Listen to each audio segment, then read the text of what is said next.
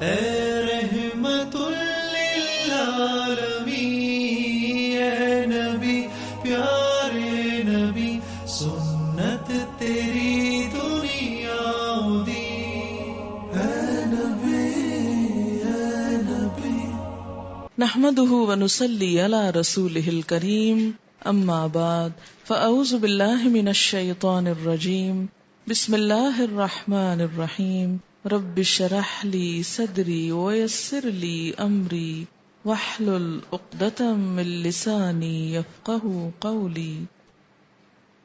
سنت کی اہمیت۔ حضرت جابر روایت کرتے ہیں کہ حضرت عمر بن خطاب تورات لے کر حضور صلی اللہ علیہ وسلم کی خدمت میں حاضر ہوئے اور عرض کیا، یا رسول اللہ صلی اللہ علیہ وسلم، یہ تورات ہے۔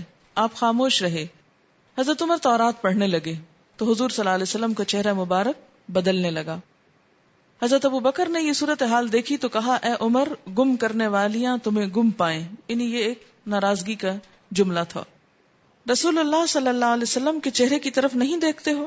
حضرت عمر نے رسول اللہ صلی اللہ علیہ وسلم کے چہرے مبارک کی طرف دیکھا تو کہا، میں اللہ اور اس کے رسول کے غصے سے اللہ کی پناہ مانگتا ہوں۔ ہم اللہ کے رب ہونے پر، اسلام کے دین ہونے پر اور محمد صلی اللہ علیہ وسلم کے نبی ہونے پر راضی ہیں۔ اس کے بعد رسول اکرم صلی اللہ علیہ وسلم نے ارشاد فرمایا، اس ذات کی قسم جس کے ہاتھ میں محمد صلی اللہ علیہ وسلم کی جان ہے، اگر آج موسیٰ علیہ السلام تشریف لے آئیں تو تم لوگ میری بجائے ان کی اتباع شروع کر دو تو سیدھی راہ سے گمراہ ہو جاؤ گے، اور اگر موسیٰ علیہ السلام زندہ ہوتے اور میری نبوت کا زمانہ پاتے تو وہ بھی میری ہی اتباع کرتے۔ اسے دارمی نے روایت کیا ہے۔ رسول اکرم صلی اللہ علیہ وسلم کی اطاعت میں کوتاہی نے جنگ احد کی فتح کو شکست سے بدل دیا۔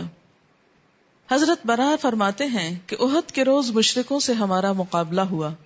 نبی اکرم صلی اللہ علیہ وسلم نے تیر اندازوں کی ایک جماعت پہاڑ کی چوٹی پر بٹھا دی اور حضرت عبداللہ بن جبیر رضی اللہ تعالی عنہ کو ان کا امیر مقرر کرتے ہوئے فرمایا، تم ہمیں میدان جنگ میں خواہ غالب ہوتے دیکھو یا مغلوب ہوتے، اپنی جگہ سے ہرگز نہ ہٹنا اور نہ ہی ہماری مدد کو آنا۔ اپنی جگہ سے ہرگز نہ ہٹنا اور نہ ہی ہماری مدد کو آنا۔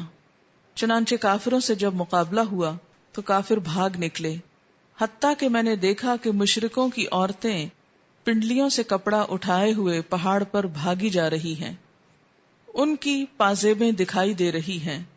حضرت عبداللہ بن جبیر رضی اللہ تعالی عنہ نے ان کو سمجھایا کہ رسول اللہ صلی اللہ علیہ وسلم تاکید کر گئے ہیں کہ اس جگہ سے نہ ہلنا، لہٰذا یہاں سے مت ہلو۔ تیر انداز نہ مانے، اپنی مرضی سے وہ جگہ چھوڑ دی تو کیا ہوا؟ مسلمانوں کو شکست ہو گئی اور 70 صحابہ شہید ہو گئے۔ جنگ احد میں شکست کی وجہ کیا تھی؟ دی اونلی ریزن، آپ صلی اللہ علیہ وسلم کی بات نہ ماننا۔ تو اس سے کیا پتہ چلتا ہے کہ آپ کی نافرمانی کوئی معمولی بات نہیں ہے، دنیا اور آخرت کے نقصان کا سبب ہے۔ صحابہ کرام نبی صلی اللہ علیہ وسلم کی سنت کو چھوڑنا گمراہی تصور کرتے تھے۔ حضرت عروہ بن زبیر رضی اللہ تعالی عنہ سے روایت ہے، حضرت ابو بکر صدیق رضی اللہ تعالی عنہ نے فرمایا، میں کوئی ایسی چیز نہیں چھوڑ سکتا جس پر رسول اللہ صلی اللہ علیہ وسلم عمل کیا کرتے تھے، کیونکہ مجھے ڈر ہے کہ اگر میں رسول اللہ صلی اللہ علیہ وسلم کے قول و فعل میں سے کوئی چیز بھی چھوڑوں گا تو گمراہ ہو جاؤں گا۔ اسے بخاری نے روایت کیا ہے۔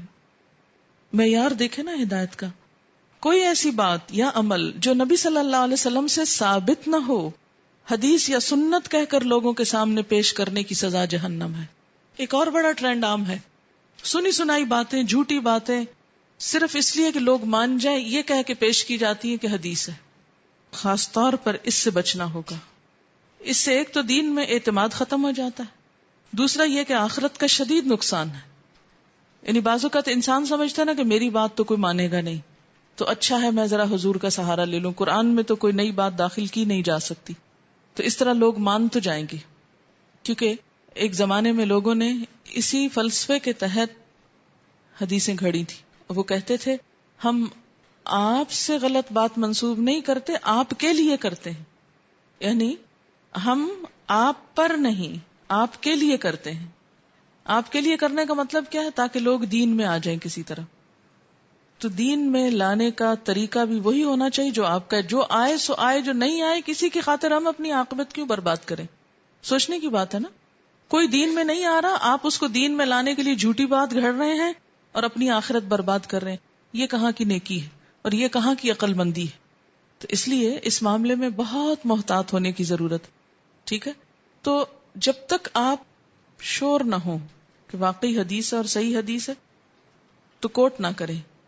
اور اگر کوئی اچھی بات کوٹ کرنی پڑے تو جیسے کسی کا شعر کوٹ کرتے ہیں، جیسے کوئی حکمت کی بات کوٹ کرتے ہیں، ایسے ہی آپ سنا دیں کہ ایک اچھی بات ہے کہیں پڑھی ہے، یہ آپ بھی سن لیں، بس ختم.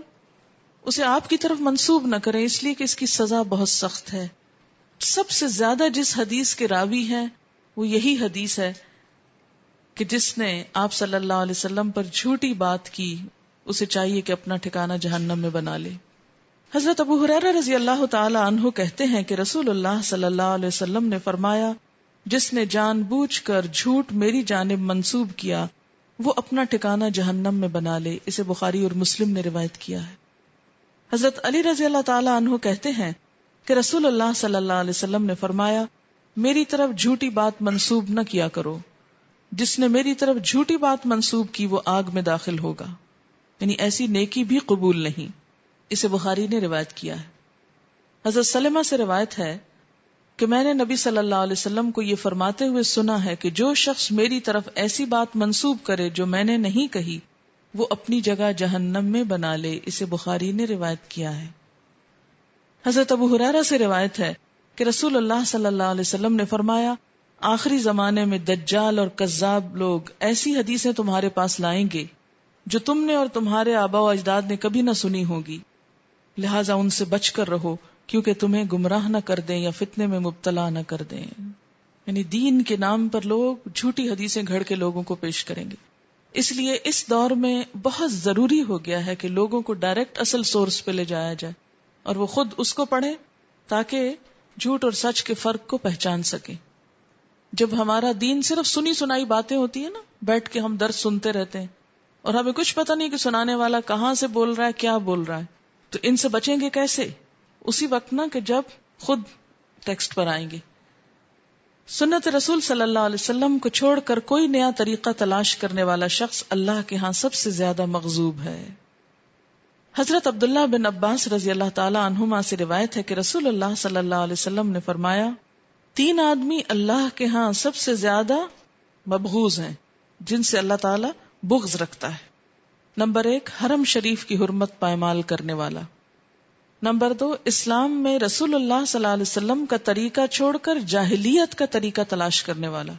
یعنی بیفور اسلام جو کچھ ہوتا تھا جاہلیت کے دور میں، جیسے بیٹیوں سے سلوک، جیسے عورتوں کے طریقہ کار، جیسے اور غلط رسمیں، یتیموں کا مال کھانا یا اور اسی قسم کے بہت سے کام تھے اسلام کے آنے سے پہلے. فرمایا کہ جو مسلمان ہو کر پھر اسلام کا طریقہ چھوڑ کے جاہلیت کے طریقے پہ چلا جائے، مثلا بیٹیوں کو وراثت میں حصہ نہ دینا وغیرہ وغیرہ. اور نمبر 3، کسی مسلمان کا ناحق خون طلب کرنے والا تاکہ اس کا خون بہائے، یعنی بغیر کسی قصور کے کسی کے پیچھے پڑ جائے اور اس کی جان لے لے. تو یہاں پر یہ جو دوسری بات ہے، اسلام میں نبی صلی اللہ علیہ وسلم کا طریقہ چھوڑ کر جاہلیت کا طریقہ تلاش کرنے والا، یہ اصل میں اس موضوع سے متعلق بات ہے کہ ایسا شخص اللہ کے نزدیک سخت ناپسندیدہ ہے. آپ کو معلوم ہے اس میں خواتین کے لیے بھی ایک خاص بات کہی گئی ہے قرآن پاک میں، وَلَا تَبَرَّجْنَ تَبَرُّجَ الْجَاهِلِيَّةِ الْأُولَى، پہلی جاہلیت یا قدیم دور کی جاہلانہ طریقے سے سج دھج مت دکھاؤ. رسول اکرم صلی اللہ علیہ وسلم کا حکم نہ ماننے پر دنیا میں عبرتناک سزا. حضرت سلمہ بن اکوع سے روایت ہے کہ ان کے باپ نے انہیں بتایا کہ ایک آدمی نے رسول اللہ صلی اللہ علیہ وسلم کے پاس بائیں ہاتھ سے کھانا کھایا تو آپ نے فرمایا اپنے دائیں ہاتھ سے کھاؤ. اس آدمی نے جواب دیا میں ایسا نہیں کر سکتا. آپ نے فرمایا تجھ سے ایسا نہ ہو سکے. قال لا استطیع، قال لا استطعت، کبھی نہ کر سکو.